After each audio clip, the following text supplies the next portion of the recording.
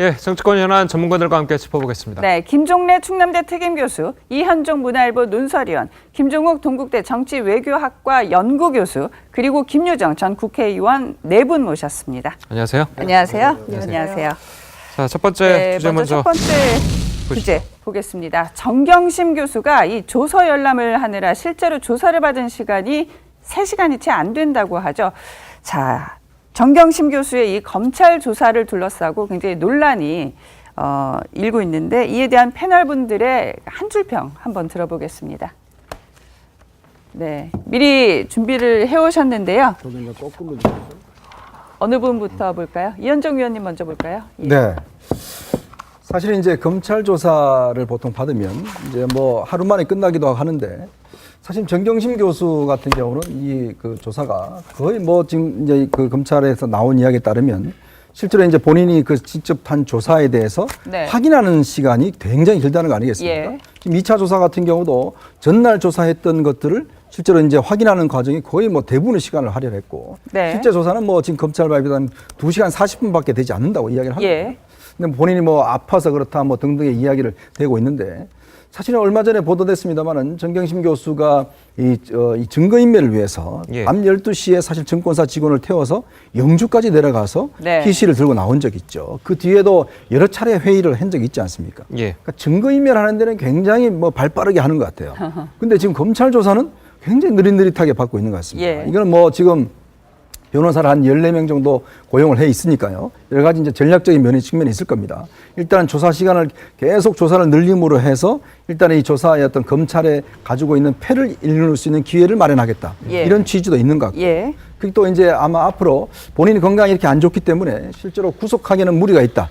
즉 불구속을 유도하기 위한 것 아닌가. 저는 그런 두 가지 측면에서 바라보고 있습니다. 예. 자, 다음은 이제 누구나 공정해야 수긍한다. 이렇게 한 줄 평을 써주셨는데 어떻게 보십니까? 일단 뭐 저는 조서 열람을 오래 할 수도 있고 예. 그다음에 조서에 서명을 안 할 수도 저는 있다고 생각을 해요. 예. 제일 큰 문제는 뭐냐면 뭐 아프다니까 짧게 해달라고 그렇게 얘기할 수도 있다고 생각을 해요. 근데 예. 문제는 뭐냐면 이 사건 자체가 국민들이 엄청나게 이목이 있는 사건입니다. 예. 그래서 이 사건에 대한 국민적 주목도로 생각했을 때 적어도 검찰 조사도 공정해야 되지만 조사를 받고 있는 사람도 공정해야 된다는 생각이 그렇죠. 들어요. 예. 다른 사람들과 비교했을 때 조금이라도 특혜라고 하는 의혹을 받게 된다면 본인이 얘기하고 있는 범죄에 아무런 혐의가 없다고 얘기하는 부분에 대해서도 많은 국민들이 신뢰하지 않을 수 있다는 생각이 들기 때문에 예. 다른 건 몰라도 적어도 이 문제만큼은 적어도 상례 사람들이 받는 방식에 따라서 해야 된다는 생각이 들고요. 이 문제가 어떻게 생겼는지 한번 생각을 해보시면 조국 장관 자식들의 입시 공정성 문제가 불거져서 여기까지 예. 온 상황이지 않습니까? 예. 그런 차원에서라도 적어도 본인이 수사 과정에서 다른 사람과 동일하게 수사를 받아야지만 적어도 정경심 교수가 본인이 주장하는 내용에 대해서 다른 많은 국민들이 수긍할 수 있다. 그렇지 않다면 상당히 많은 논란이 될 수 있다는 생각이 들기 때문에 저는 그런 측면에서 좀 앞으로는 좀 적어도 국민들이 납득할 만큼 공정하게 수사를 받는 자세를 보이는 게 예. 본인을 위해서도 좋다는 생각을 하게 됩니다. 네. 예. 김종래 교수님은 만인은 평등, 하지만 장관 부인은 더 더 평등하다. 평등. 이 동물농장에 나온 그 표현을 좀 빗대신 것 같은데요. 예. 안 되네. 예. 네, 보셨다고 보고 예. 조지 오웰의 그 소설 전체주의 참혹상을 모발한 소설 중에 그 동물농장이라는 책이 있는데 그 예. 소설에 나오는 대목입니다. 예. 모든 동물은 평등하다. 그러나 어떤 동물은 더 평등하다. 그러니까 다 공정한 것 같은데 소수의 그 집권자 리더들과 그 주변 사람들은 다른 사람보다 더 우월적 지위에 있다는 것을 폭로한, 그러면 예. 고발한, 그런 지적한 소설입니다. 예. 예. 지금 그 검찰에서 오랫동안 익숙해온 수사가 저런 방식으로 뭐 아프다고 하면 안 나오고 뭐 하면 뭐 하고 했으면은 뭐 저것도 있을 수 있다고 생각이 들 겁니다. 그런데 예. 어째 유독 법무장관의 부인 수사 때에서만 저런 일이 있을까? 적어도 경찰 아니면 검찰에 가서 조사를 받은 사람들은 15시간 중에서 3시간 정도만 조사를 하고 나머지는 뭐 진술한 걸 확인한다든가 휴식을 취했다든가 이렇게 한 수사를 경험한 사람은 거의 없다고 봅니다. 이거는 광화문 집회에 참석을 한 사람이든 또는 서초동 집회에 참석한 사람들이든 또는 그 주변 사람들은 친인척이든 대부분이 그럴 겁니다. 그리고 대통령께서도 이번 검찰 개혁, 이거 인권 때문에 이렇게 하는 건 좋다. 그러면은 요거는 이 수사가 오해를 받지 않도록 끝난 다음에 해야지 그게 공평한 것이지. 예. 어째 이 장관 부인 때부터 이런 일이 있는 것이 생기는가. 여러 가지로. 그래서 이것이 만약에 만인의 평등하고 장관 부인께서는 더 평등하다는 흐름으로 간다면 이 수사의 결과와 네. 재판의 결과가 어떻게 될지에 대해서 좀 불안한, 불공정하다, 이상하다. 나는 그 징후를 느낄 수 있는 것이 아닌가 하는 느낌이 듭니다. 예.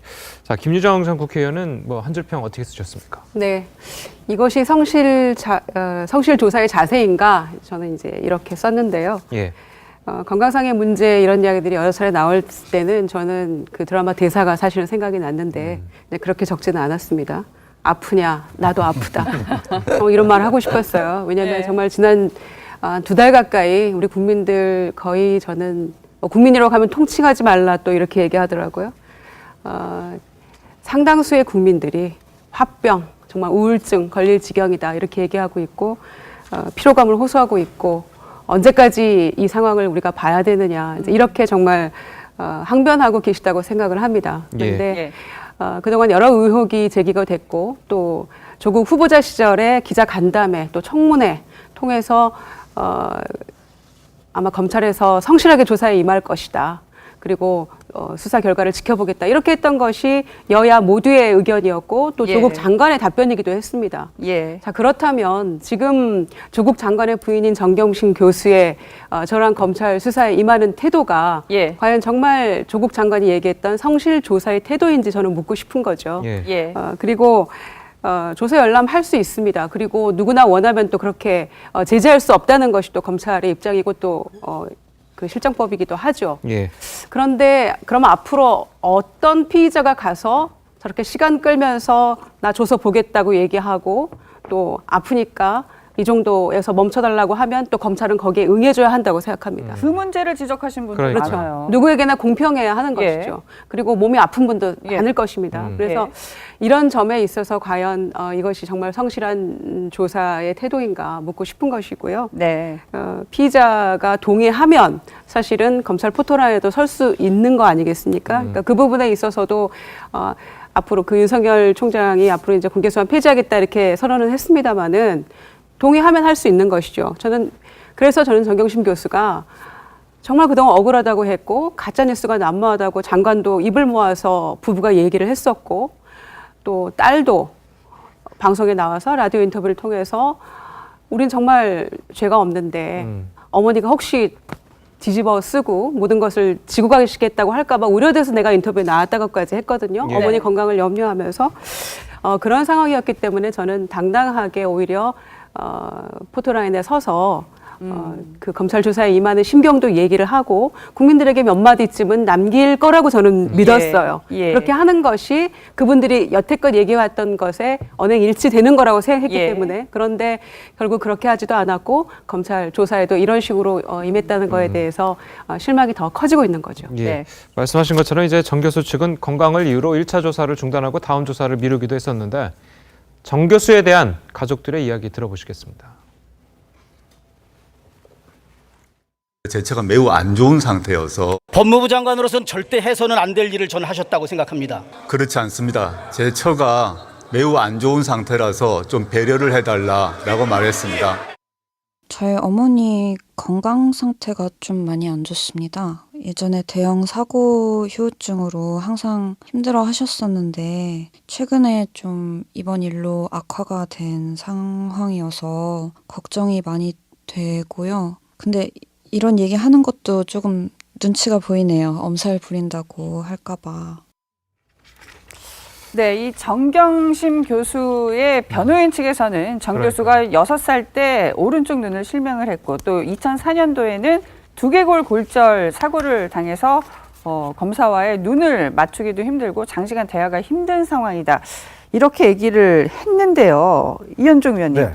그런데 실제로 이 내놓은 진단서에는 그게 아니라 당뇨병이라고 네. 적혀 있었다면서요? 그러니까 지금 좀 이 건강 문제가 뭐 예전에 아마 본인이 사고 냈다는 것은 뭐 뉴스 그 BBC 보도로도 나왔죠. 예. 근데 이제 아마 이 눈 같은 경우는 지금 이제 6급이라고 그래요. 그러면 뭐 운전은 하신다고 그럽니다. 본인이 직접. 이제 그런 상황이고 예전에 우리가 기억나시겠습니다만은 그 이대 입시 비리 사건 때 그때 이대 교수 한 분이 항암 치료 중이었어요. 예. 자, 그때도 그분도 구속이 되셨습니다. 예. 자, 그러면 검찰권이란 게 지금 보십시오. 지금 뭐 저 김기춘 그 전 실장 같은 경우는 본인이 스탠스를 몇 개를 넣어서 지금 내일이라도 죽을 수 있다라고 본인이 뭐 이야기를 하고 있지 않습니까? 예. 네. 자, 근데 이제 검찰에서는 항상 그럽니다. 병원의 진단서, 의사의 진단에 따라서 이제 구속 집행정지를 하든지 말든지 결정을 하는 것이거든요. 지금 박근혜 전 대통령도 구속 집행정지로 지금 그 집행정지는 아니고 일단 병원에 일단 입원해 있는 상황 아니겠습니까? 예. 자, 그러면 이건 어떤 면에서 보면 만약에 변호인 측에서 또 정 교수 측에서 정말 조사를 받기 힘든다라고 한다면 병원에 입원해서 그 진단서를 내서 병실에 가 조사 받을 수 있는 거예요. 그렇게라도 본인이 정말 조사를 받아야죠. 저는 그래서 아까도 김희정 국회의원님 말씀하셨지만 정말 법치를 담당하는 장관의 부인이라면 자, 그럼 정말 내가 최선을 다해서 기어서라도 내가 검찰을 가서 조사를 받겠다. 예. 그렇게 하면 국민들이 얼마나 박수를 치겠습니까? 예. 그러면 당연히 국민들은 이야기하겠죠. 왜 저런 분을 검찰이 저렇게 심하게 조사를 하는가 하고 예. 이야기를 할 텐데 지금 문제는 보니까 처음에도 뭔가 물어보면 어지럽다 그러고 조사를 하지 않고 지금 첫날 조사도 몇 시간 이루어지지 않고 또 모든 혐의를 다 부인하고 있다고 그래요. 예. 그러면 검찰 입장에서는 그동안 이걸 증명하기 위해서 많은 증거들을 했을 텐데 문제는 이렇게 본인이 건강 문제를 이야기를 하고 대통령도 이야기했지 않습니까? 인권 수사하라고.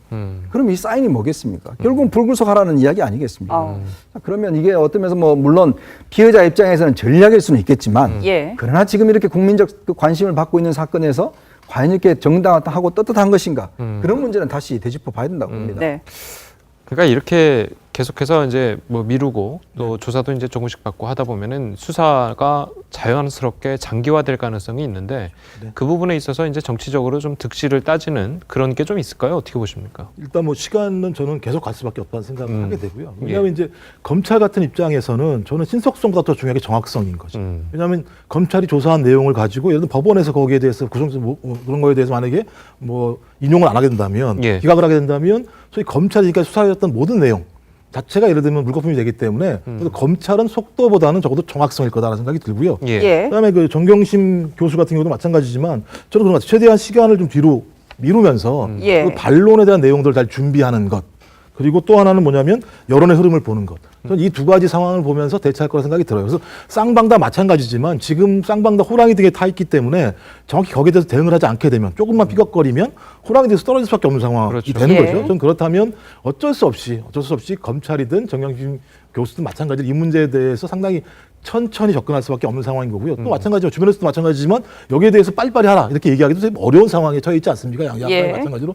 저는 그래서 상당히 시간이 진행이 되겠지만 전 제일 중요한 문제는 소위 검찰이 청구한 구속영장에 대해서 법원이 어떻게 판단할 것이냐의 문제가 아마도 가장 중요한 갈림길이 되지 않을까 생각이 들고요. 예. 그래서 아마도 이 사건의 핵심은 검찰이 구속영장을 청구하는 시점이 되지 않을까 생각을 합니다. 예. 청구하는 시점이다. 말씀하셨지만 지금 이 검찰 안팎에서는 이 정경심 교수에 대한 구속영장 청구 여부가 그러니까요. 정말 초미의 관심사인데요. 김종래 교수님은 어떻게 보세요? 이 영장 청구 가능성 얼마나 높다고 보시고 그리고 만약에 청구를 했을 경우에 이게 조국 장관에게는 또 어떤 영향으로 작용을 할까요? 네, 첫 번째 질문에 대해서는 지금까지 보도된 것 중에서 설령 가짜 뉴스가 일부 있다 하더라도 상당수가 사실인 걸 전제로 하면은 영장은 청구될 수밖에 없는 게 아닌가 하는 될 것이 수밖에 이제 없다. 예. 제가 법률 전공자는 아니지만 그동안에 지켜온 이 나라 사법행정으로 봐서는 그렇다고 봅니다. 예. 그리고 이제 두 번째 질문, 그 조국 장관 문제는 우리가 지금 이 문제는 장관, 국무위원 이런 공직은 법을 위반했을 경우에는 가장 큰 결격 사유가 되고 법을 위반하지 않았다 하더라도 그거는 적정성, 업무를 수행하는데 정당하냐 아니냐는 문제는 다른 문제인데 지금 저 문제에 있어서는 저렇게까지 이렇게 복잡해지면은 장관으로서 일을 한다는 것은 굉장히 어렵다고 봐온 것이 우리가 봐온 수십 년 헌정사입니다. 그렇죠. 예.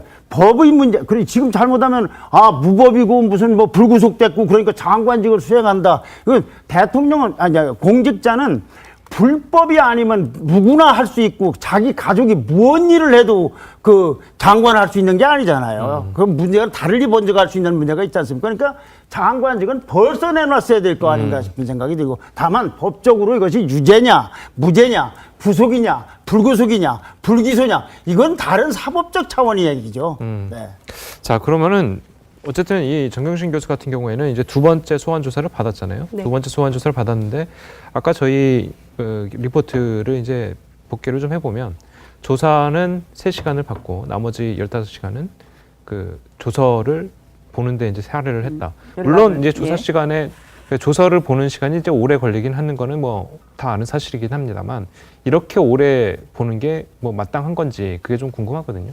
이제 통상은 그 검찰 조사를 받고 나면은 그날 본인이 그 얘기한 것들에 대해서 다 조사 열람을 하고 예. 또 서명 날인하고 통상 집으로 돌아가죠. 그렇죠. 그래서 이제 아주 밤늦게 돌아가는 경우도 있고 이렇게 한데 예. 지난번에 1차 소환 때가 이제 10월 3일 개천절이었는데 예. 9시에 가서 5시에 나왔어요. 그런데 한 5시간 정도 조사받았다 이렇게 얘기가 그렇죠. 나오고 예. 있죠. 그런데 이제 서명 날인하는 거 없이 예. 그냥 이제 아프다 이렇게 해서 갔고 4일날 입원을 했고 원래 2차 조사 4일날 하기로 했었는데 이제 5일날 또 나가서 조사를 받은 거죠.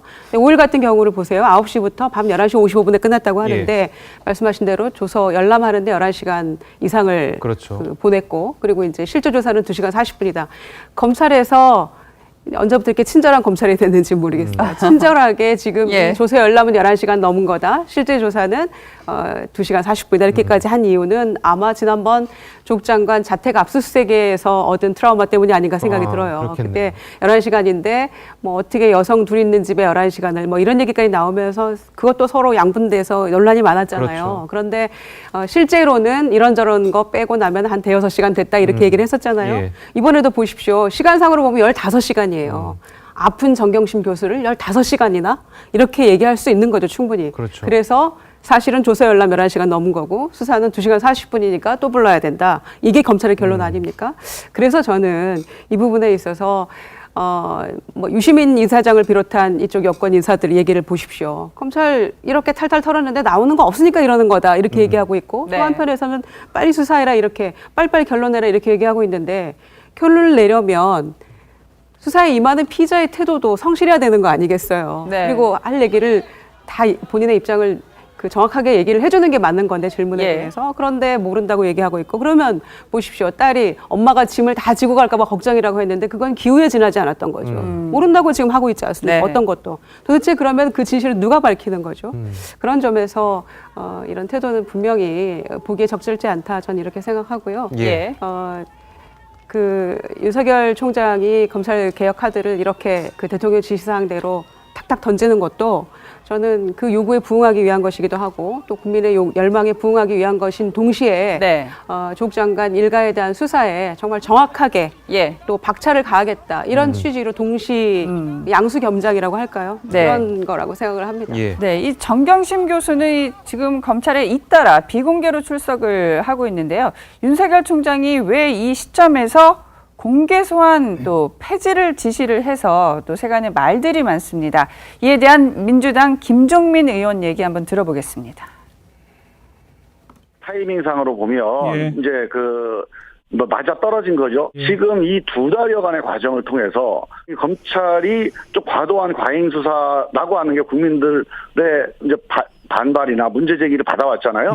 오해 소진이 있다 하더라도 이게 잘못된 방향이면 문제가 되는데 맞는 방향이라면 지금이라도 하는 게 좋겠습니다.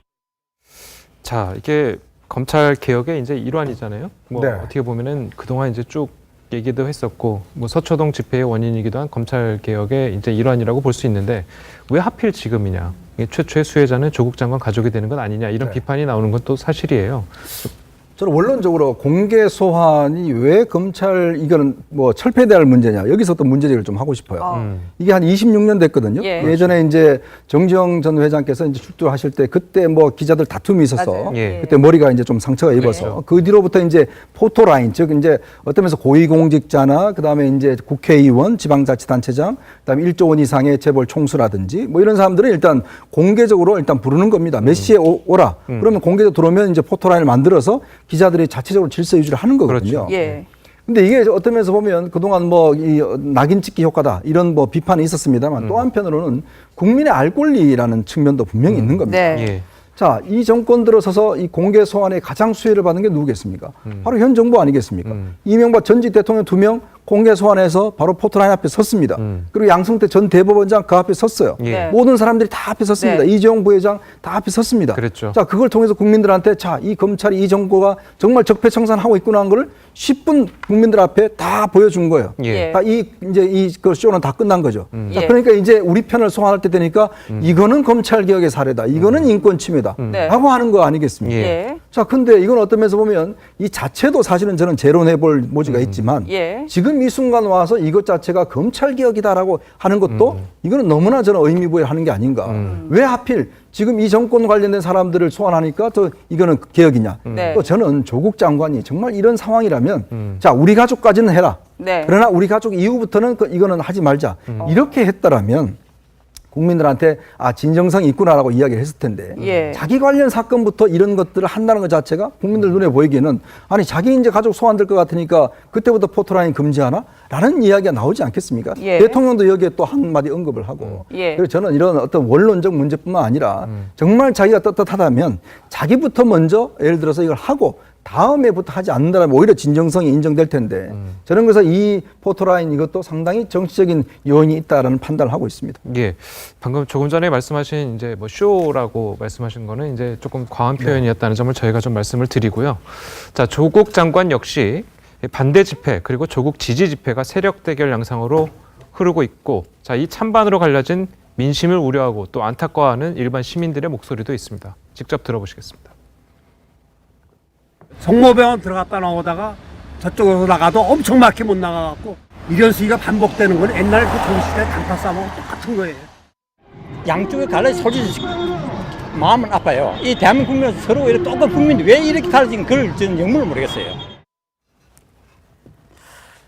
네, 들어보셨는데요. 예. 조선시대 당파 싸움의 재현이다. 그러니까요. 정말 이 일반 시민들은 이렇게 나라가 사실상 이렇게 쪼개진 그 갈라진 모습에 정말 안타까움, 네, 그리고 나라 걱정 하시는 분들 참 많습니다. 예. 자, 김종래 교수님, 정말 매일매일이 이렇게 정말 쪼개진 대한민국을 그러니까요. 저희가 이 현장에서, 거리에서, 광장에서 지금 체감을 하고 있는 안타까운 상황인데요. 어떻게 보세요? 그렇죠. 지금 우리 조국이 대한민국이라고 생각을 태어나서부터 해온 사람들은 네. 그러니까 해외에 사시든 한국 땅에 사시든 어디 살든 그가 보수를 지향하든 진보를 지향하든 뭐 누구를 갖든 간에 다 그런 요즘의 생각일 겁니다. 원인을 누구 때문이냐는 거에는 견해가 다를 수 있지만 네. 근데 지금 상태는 보수 대 진보 간의 대결도 아니고 계층 간의 대결도 아니고 지역 간의 대결도 그런 측면이 있지만 아주 구체적으로 말할 수 있는 건 친조 대 반조의 싸움 아닙니까? 친조국 대 반조국, 친박, 친문, 뭐 반문, 반박 이것처럼 이거 완전히 이렇게 하는데 문 대통령을 지지하는 사람 중에도 조국을 그렇죠. 지지하는 사람도 예. 있고 반대하는 사람도 있고 예. 또 한국 땅을 지지하지 않는 사람도 조국을 뭐 지지하는 사람도 있고 반대하는 사람도 예. 있고 그러니까 엄격히 따지면 한 조국에 두 국민이 살고 있는 겁니다. 이렇게 갈라진 일은 정말 그동안에도 늘 시끄럽기도 하고 싸움도 하고 했지만 이렇게 그냥 완벽하게 갈라졌다고 할 만큼 그러니까 예. 누구나 나라를 걱정하고 한탄하고 있을 겁니다. 원인에 대해서는 견해가 다르지만 예. 그런 가운데 우리는 자연스럽게 문재인 대통령을 생각하지 않을 수가 없어요. 네. 이런 문제일수록 예. 이런 문제일수록 대통령께서 나오셔서 여기에 대해서 양쪽에 화해할 수 있거나 또는 타협할 수 있는 안을 제시를 해서 국가를 끌고 나가야지. 지금 어떻게 안 계셔서. 그럼 이런 상태가 되면 우리는 결국은 좀 대통령이 뭘 하시는지, 왜 이렇게 하시는지에 대한 많은 국민들이 양쪽 다 모든 사람이 그런 생각을 하고 있을 거예요. 이런 상태가 그럼 해결이 되느냐? 네. 그건 별로 그렇게 해결될 대통령께서도 감 계시고 정치권이 전부 밀려서 광장의 정치가 저렇게 거리에서 거의 시가전 형태까지 이렇게 방송용으로 적합한지 모르겠지만 극단적으로 하면 이렇게 번질 때 예. 자, 우리에게 이제 앞으로 닥쳐 있는 총선, 대선 이때는 어떻게 겪을 것이며 그 결과에 대해서는 또 어떻게 받아들일 겁니까? 그야말로 지금이라도 대통령 아니면 대통령을 모시는 분들께서도 이걸 거의 국난적 상황이라고 생각을 하고 양쪽 진영을 또는 친조 반조를 다 납득시킬 수 있도록 조금씩을 양보시켜서 무슨 안을 내놔야 됩니다. 그것이 저는 조국 장관은 퇴진하고 검찰 개혁을 훨씬 더 강하게 하고 이것이 아닌가 생각이 됩니다만 이거 저 의견에 또 반대하는 분도 있을 겁니다. 예. 그분들도 조국을 생각하기 마찬가지고 국가라는 조국 말입니다. 조국 예. 장관 얘기가 아니고요. 예. 그러니까 저희가 또 걱정되는 부분이 하나가 네. 이 집회 부분 아니겠습니까? 예를 들어서 이쪽 집회가 열리고 난 다음에 인원수를 가지고 서로 이제 점점 더 격화되는 네. 우리가 더 많다. 그 다음번엔 더 많이 모아야겠다. 이렇게 점점 격화되는 집회도 굉장히 걱정이 되거든요. 여러 가지 우려가 많습니다. 저 서초동과 광화문에 저 동력을 모아서 다 함께 이 경제 살리기에 주력해야 될 때가 아닌가 이렇게 생각을 하고요. 예. 정말 지금 필요한 것은 정치 복원이라고 생각을 합니다.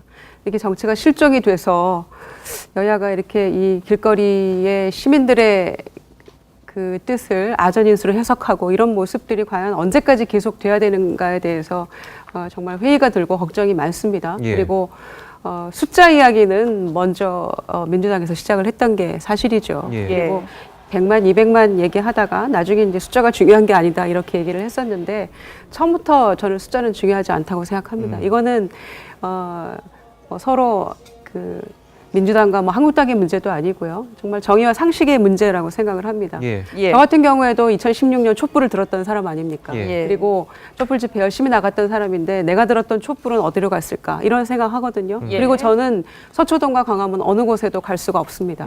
이제 그런 걸 생각하면 지금 두동강남 민심 얘기하시는데요. 어느 쪽에도 가지 않고 관망하고 혹은 방황하고 또는 이 상황 모두에 대해서 회의감을 느끼고 있는 민심도 저는 봐야 된다고 생각을 하거든요. 네. 그런 점에서 언제까지 이 상황을 이렇게 그냥 두고만 보고 계실 것인가. 예. 문재인 대통령이 나서야 한다고 생각합니다. 예. 2년 반 전에 지금의 이 대한민국의 상황을 누가 예상이나 했을까요? 예. 지지율이 80%가 넘어가는 대통령 지지율이지 않았습니까? 예. 그런데 통합하고 또 소통하고 대화하겠다고 했던 대통령 모습을 지금 저희가 볼 수가 없거든요. 그런 점에서 아쉬움이 있고요. 충풍추상 굉장히 무색할 정도 아닙니까? 대통령 비서실에 걸려 있다고 하는 것들. 그래서 저는 국가 원로들의 그 지혜도 좀 들어야 된다고 생각하고요. 그리고 이럴 때 정말 여야 대표 회담이 좀 필요한 게 아닌가 예. 그런 생각도 듭니다. 예. 언제까지 이 상황을 이렇게 방치할 것인가. 예. 그리고 국민들은 점점 서로 격화되는 이 상황이 예. 과연 누구에게 좋은 일일까 여기에 대해서 좀 정치권이 반성하고요. 네. 청와대 여야가 다 힘을 모아야 될 때라고 저는 생각을 예. 합니다. 이 정치권 청와대 반성이 필요한 그런 시기다 이런 말씀 하셨는데요. 그 어제 집회 내용 좀 자세하게 살펴보면 물론 뭐 시민들이 다 집회의 자유도 있고 표현의 자유도 있기는 합니다만 예. 어제 이 검찰이 주인을 물어뜯는 못된 개가 되고 있다. 이런 얘기까지 지금 나오고 있다고 합니다. 자, 김 교수님, 네. 아무리 뭐 자유가 있지만 이 뭐라 그럴까요? 이 표현의 자유는 있지만 그래도 어느 정도 수위 조절은 해야 되지 않을까요? 저는 동일하게 좀 받아치고 싶은데요. 저는 동일하게요? 못된 비유, 못된 말, 못된 사회라고 생각하고요. 저는 저런 식으로 대중을 선동하는 것이 지금 상황에서 소위 촛불 시위를 했다라는 분들이 해야 될 자세인가에 대해서 좀 겸하게 반성한다는 생각이 들어요. 저는 다수는 아니라고 생각이 들어요. 왜냐하면 거기 있는 분들 말씀하시는 건 축제 같다는 거예요. 본인들 말에 의하면. 근데 거기서 앞에 나오신 분들이 저렇게 예를 들면 말도 안 되는 비유를 하시게 되면 그걸 듣는 대중들 입장에서는 뭐 적과 알을 나누라는 얘기 아니겠습니까? 네. 지금 보면 적과 알을 나누라. 근데 촛불 시민들이 저기서 적과 알을 나누라고 얘기하는 거 아니지 않겠습니까? 검찰 개혁하라는 얘기인 것 같고요. 어디까지 문제가 발생하냐면 이제는 소위 학자들 같은 경우도 서로 의견이 갈려져요. 그렇죠. 뭐냐면 민주주의는 서로 막 싸우는 거라는 거예요. 그러면서 성공한다는 거예요. 한쪽은 아니라고 얘기하고요. 정치가 실종한다고 얘기하고요. 저는 그러니까 이런 상황에 그러니까 모든 것이 다 갈라지는 상황에서 넌 적어도 시민들이 뭐 광화문의 시민들이든 아니면 서초동의 시민들이 마찬가지지만 이제 좀 자제할 필요가 있다는 생각이 들어요. 예를 들면 저희가 언제 촛불을 들었을 때 한 개인을 살리기 위해서 촛불을 들었습니까? 예. 저는 그런 식의 접근은 옳지 않다고 생각이 드는 거고요. 예. 저는 저거 나라가 무너지고 있다라고 하는 절망감 속에서 그것들을 살리기 위한 다양한 법문이 있다는 생각이 들고요. 그런 측면에서 소위 시민적 다재가 분명히 필요하다. 왜냐하면 서초동의 집회와 광화문의 집회가 있지만 여론의 변동은 없어요. 제가 볼 때는. 소위 중도층 같은 경우 중도층이 중도층 제가 볼 때 저는 변화하고 있지 않습니다. 예. 그렇다면 중도층이 조국 장관의 임명에 대해서 여전히 비판적인 입장을 가지고 있다면 전 적어도 여당과 촛불 시민들이 왜 조국 장관이 법무장관을 수행해야 되는지 설득해야 돼요. 적어도. 설득되고 있지 않다는 측면이 분명히 있는 거죠. 또 광화문도 마찬가지지만 소위 조국 탄핵, 조국 사태를 얘기할 수 있지만 대통령 탄핵을 말씀하시는 줄 안 된다고 봐요. 그래서 좀 시민의 자제가 필요하고요. 예. 이런 차원에서 적어도 이제는 정당이 지혜를 발휘해야 된다. 국회가 지혜를 발휘해야 된다. 그래서 지금 나오고 있는 건 검찰 개혁도 있지만 소위 조국만 남아있고 20대 청춘들은 지금 다 사라져버렸지 않습니까? 예. 사회 개혁을 해야 된다. 적어도 20대들의 그 아픔들을, 절망들을 어떻게 정치가 받아안아서 소위 불공정 사회를 바꿀 수 있는 힘들을 만들어낼 것인가에 대한 지혜를 말씀하셔야죠. 저는 적어도 중요한 내용들은 말하지 않고 있고 자기의 정략과 총선을 위한 내용들만 앞서가고 있다는 생각이 들기 때문에 저도 시민의 자제와 네. 정당과 국회의 지혜를 통해서 저도 이 문제를 풀어나갈 수 있는 어떤 대화의 공간들을 이제 만들어가야 된다고 생각을 합니다. 예. 자, 이 뭐 시위가 어쨌든 조국 장관을 지지하고 아니면 또 지지를 하지 않는 그 시위로 이제 나뉘고 있는 상황인데 뭐 조국 장관 입장에서는 아무래도 뭐 관심이 굉장히 많겠죠. 이 네. SNS 사진을 뭐 한 3차례 정도 바꿨다고 그런 얘기가 있던데요. 글쎄 말입니다. 일단 뭐 SNS 프로필 사진을 이 시위에 어떤 위에 찍은 사진을 예. 바꿨다가 또 바꾸고 했더라고요. 지난번에 그 딸 생일 못 챙겨줬다고 이제 케이크 들고 가는 장면을 또 바꿨다가 그러니까요. 또 바꾸도 하고. 예. 자, 자꾸 어떤 면에서 보면 조국 장관이 자꾸 이렇게 서초동을 흘끼 보는 게 아닌가. 어떤 면에서 보면 본인이 지금 장관이면 사실 어떤 면 저런 어떤 지금 이 시위의 주동자인지 어떤 아니면 그냥 국무위원으로 장관인지에 대한 신분에 대한 문제. 예. 그리고 사실은 대한민국의 장관이 저렇게 어떤 거리에 시위 가지고 어떤 왔다 갔다 하는 거 아니지 않습니까? 그렇죠. 정치인이 아니지 예. 않습니까? 예. 그렇다면 조국 장관이 지금 어떤 면에서 보면 여러 가지 비난과 여러 가지 있다 하더라도 본인의 어떤 중심을 잡아야죠. 근데 자꾸 예. 저렇게 바꾸고 자꾸 저렇게 어떤 면에서 선동하는 듯하고 가족들이 나와서 TV에 라디오에 나와서 인터뷰도 하고 이런 모습이 어떤 면에서 보면 자꾸 이제 감성에 의존하고 있고 특히 또 어떤 면에서 이 시위자들에 대한 선동하는 거 아닌가라는 의심을 들게 한단 말이죠. 예. 본인이 사실 그동안 보면 야당 시절, 그동안 교수 시절이나 좀 민정수석 시절에 얼마나 많은 SNS를 날렸습니까? 그러니까. 예. 그 많은 말들이 지금 자기한테 그대로 돌아오고 있잖아요. 예. 예. 그런 걸 또 지금 저렇게 하고 있다는 것 자체가 보면 예. 저는 오히려 조국 장관은 정말 일체 저런 걸 끊고 이 검찰 수사를 겸허하게 지켜보고 자기가 예. 개입하지 말아야 되는데 자꾸 저런 식의 나오는 행동은 저는 옳지 않다고 봅니다. 네. 예. 앞서서도 이런 정말 뭐 사상 초유라고 할 수 있는 이런 뭐 국가적인 갈등, 국론 분열의 상황에서 문재인 대통령의 역할이 정말 크다 이런 말씀 다 해주셨는데요. 예.